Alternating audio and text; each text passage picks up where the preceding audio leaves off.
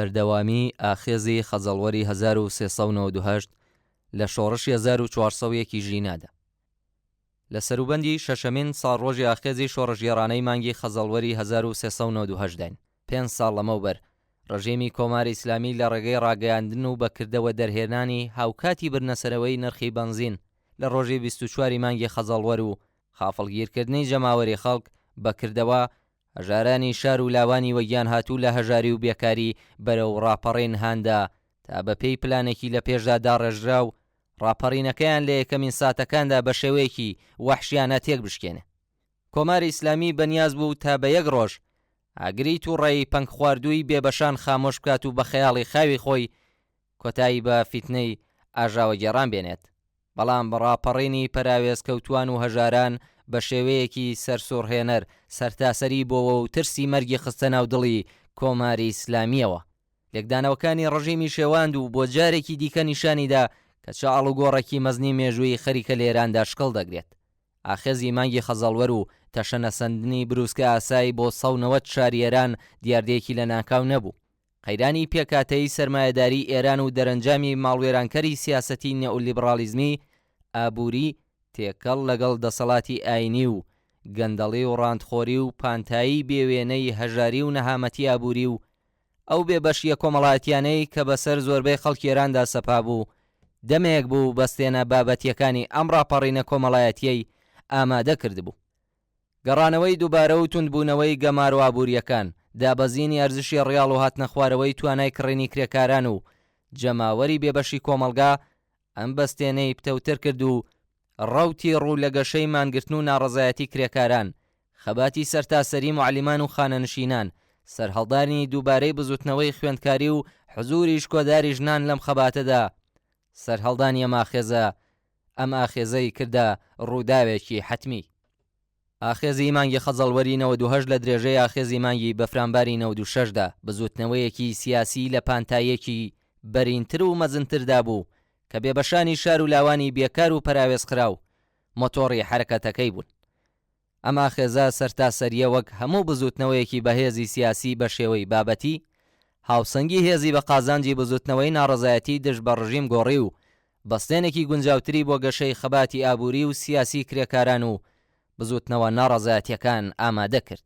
ئەما خێزەش هەروەگا خێزی مانگی بەفرامبار نیشانیدا کە شەپۆلی خرۆشاوی خەباتی سیاسی چۆن دەبێتە بزوێنەری بەهێز بۆ خەباتی ئابووری و سیاسی و ئاراسەی دەرونی کرێکاران بۆ خەبات پتەوتر دەکەن.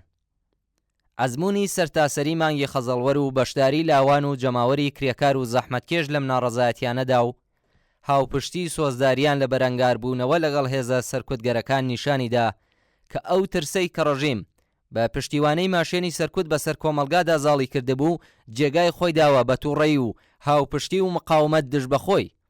بەزوتنەوەی شۆڕژگێڕانەی خەزەڵوەر نیشانیدا کە لە ناخی کۆمەلگایەکدا کە پڕە لە خەبات و جم و جۆڵ چڕێبەران و ڕێخەرانێک پەروەردەبوون و هاتوونەتە مەیدان. ئەم ڕاپەڕینە بەستێنی گونجاوی لە پێناو و پێکێنانی تۆڕی پەیوەندی و خەباتی ڕێبەرانی خۆجێیی و هەنگاو هەڵگرتن بەرەو پێکاتنی ناوەند و دامەزراوە جەماوەری و شۆڕایەکانی وەک ئۆرگانەکانی بەرەو پێشبردننی خەبات خۆڵقاندووە کە دەرکەوتنی درەوشاوەی ئەو توانای و پۆتانسیەلەمان لە شۆڕشی ژینادا بە دروشمی استراتێژیکی ژن ژیان ئازادی بە چاوبینی. ئاخێزی مانگی خەزەڵوەر لە بواری کۆمەڵایەتیەوە استراتێژی سیاسی ئەو بەشە لە ئۆپۆزیسیۆنی بۆرژوازی ئێران کە لەسەر تێپەڕینی هێمنانە لە کۆماری ئیسلامی تەئکیدی دەکرد دایە بەڕەخنە. ئەگەر ئاخێزی مانگی بەفرامباری 96 بە دروشمی ئیسلاح تەڵەب ئوسوڵگەرە ئیتر تەواو بوو ماجەرا کۆتایی بەزاڵبوونی دوو دەیە وتاری ڕەفۆرم خوازانی حکوومەتی بەسەر کەشوهەوای سیاسی ئێران هێنا، ئاخێزی مانگی خەزەڵوەریش زەربەیەکی بەتەوژمی لە وتاری تێپەڕینی هێمنانە و دژایەتی لەگەڵ شۆڕش لە ژێرناوی سنووربەندی لەگەڵ تند و تیژیدا. استراتیژی سیاسی و ڕێکاری ئەم بەشە لە ئۆپۆزیسیۆنی بۆرژوازی لە ژێرناوی بەڕێوەبرنی ڕەفراندومی یاسایی بنەڕەتی بەڕێوەبرنی هەڵبژانی ئازاد بۆ دەست بەدەستکردنی دەسەڵات لە سەروی جەماوەری خەڵکەوە زیاتر لە جاران کەم ڕەنگ کردەوە. بەهۆی بەکارهێنانی ئەم ڕادەیە لە تند و تیژی حاکمانی دین و سەرمایە دژ بە ناڕەزایەتی ڕەوای هەژاران و لاوانی بێکار زەرورەتی ئامادەبوون بۆ تێپەڕینی شۆڕژگێڕانە و کەڵگوەرگرتن لە قەهری شۆڕژگێڕانە بۆ شکستدانی دوژمنی پڕچەک پتر لە ڕابردوو هۆگرایەتی کۆمەڵایەتی پەیدا کرد. ئاخێزی مانگی خەزەڵوەری 98 بێبەشانی شار و لاوانی بێکار و پەراوێزخراوی لە شارە گەورە و شکۆلەکانی ئێران هاوکات و حرەکەت خست. شارەکانی کوردستان و خۆزستان کە لە ئاخێزی مانگی بەفرانباری 96دا تا ڕادەیەک لە حرەکەتی سەرتاسەری جیاکەوتبوون، لە ئاخێزی مانگی خەزەڵوەری 98دا هەر لە سەرەتاوە بە شێوەیەکی شکۆدار بەشداری ناڕەزایەتیەکان بوون. خەڵکی زەحمەتکێشی کوردستان لە ئاستێکی کۆمەڵایەتیدا نیشانیاندا کە بە پێچەوانەیە ڕێکارانەی کە حزبە ناسیۆنالیستەکان بۆیان دیاری دەکەن بۆ ڕزگاری لە چنگ کۆماری ئیسلامی ڕێگایەکیان جگە لە هاوپشتی لەگەڵ بزوتنەوەی سەرتاسەری لە پێناو ڕوخاندنی ئەم ڕژیمەدا لە بەردەمدا نییە. یەکێک لە ئامانجا سەرەکیەکانی ڕژیمی کۆماری ئیسلامی لە کوشتاری ناڕازیان لە جەریانی ئاخێزی مانگی خەزەڵوەر زاڵکردنی کەش و هەوای ترس و تۆقاندن بەسەر کۆمەڵگادا و بە تایبەت چاوترسێنکردنی نەسڵی پاشدەی شەز بوو. بەڵام ڕژیم بەم ئامانجەی نەگەیشت و شکستی خوارد. جەماوەری ئازادا بەم سەرکوتە خوێناویە نەتەنیا چاوترسێن نەبوون، بەڵکو بە دەربڕینی تووڕەیی و ناڕەزایەتی خۆیان دەشت بە جەنایەتانەی کە ئەنجام دران ترسیان خستە ناو دڵی ڕژیمەوە.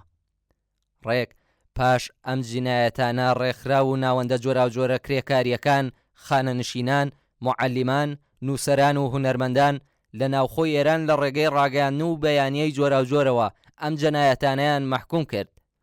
پاش ئاخێزی مانگی خەزەڵوەر مانگرتن و ناڕەزایەتی کرێکاری بەردەوام درێژەی پێدرا. بەڵام ئاخێزی شۆڕژگێڕانەی مانگی خەزەڵوەریش هەروەک ئاخێزی مانگی بەفرانباری 96 سەرەڕای فیداکاری و گیانبازی بەڕێوبەرانی و سەرەڕای هەموو دەستکەوتە مەزنەکانی پاش یەک هەفتە لە بەرینایی کەمبەوە و نیشتەوە.